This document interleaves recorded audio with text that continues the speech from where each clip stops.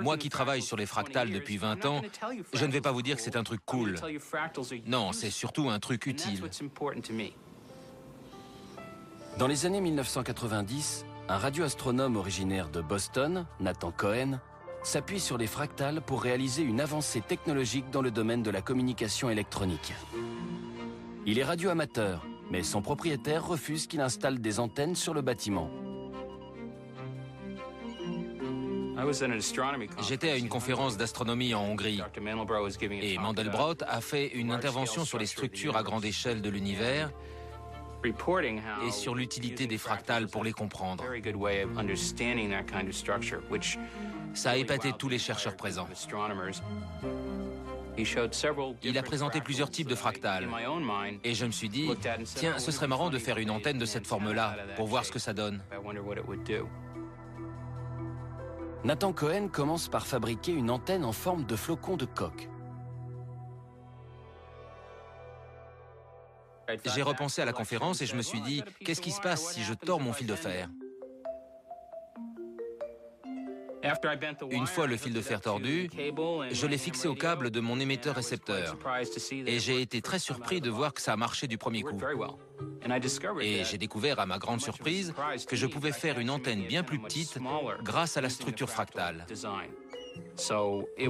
C'était un bon moyen d'éviter de me fâcher avec mon propriétaire.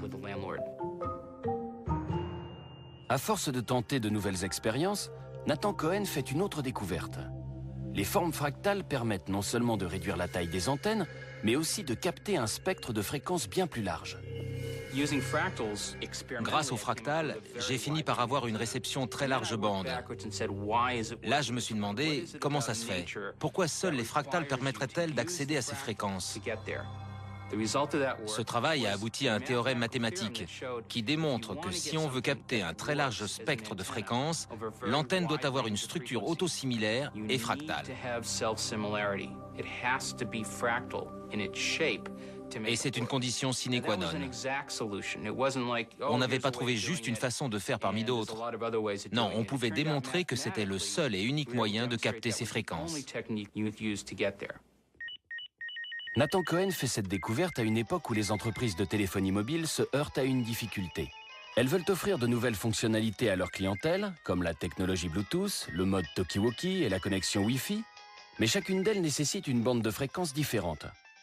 Il fallait pouvoir capter plusieurs fréquences sans avoir 10 antennes qui sortaient du téléphone. Bien sûr, on aurait pu fabriquer un téléphone portable qui ressemble à un porc-épic, mais ça n'aurait pas été très vendeur.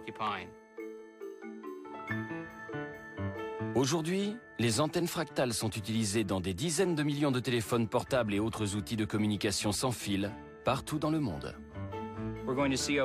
D'ici 15 à 20 ans, on s'apercevra que les fractales sont le seul moyen de réduire le coût et la taille des antennes nécessaires à nos besoins en télécommunication.